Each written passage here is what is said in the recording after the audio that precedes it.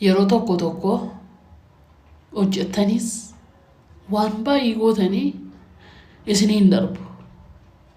Jireenya akka barbaadanitti jireenyi akkasiin barbaadanitti isiniin jiraatamu.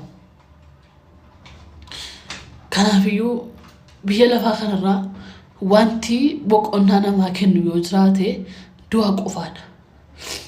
Anis amma guyyaa irratti waan hojjedhee isin jibbisiisee isin gaddisiisee warri jirtan dhiifama naa godhaa. Anaa fi guyyaan har'aa guyyaa boqonnaa kootiiti. Yeroo gaarii qabaadhaa.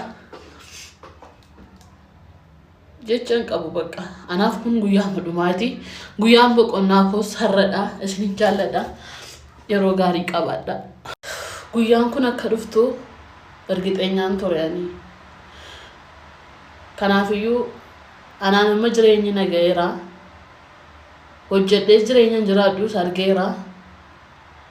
Warri isin gaddisiise dhiifama. Maatiin koo, obboloonni koo, hiriyoonni koo hundi keessan dhiifama guddaa naa godhaa.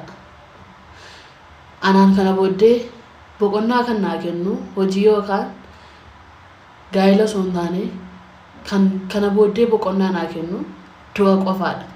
Kanaafiyyuu anis bakka ani fidadhe deemaan jira waan ta'eef isinin jaalladhaa. Yeroo gaarii turtii qaarii qabaadhaa.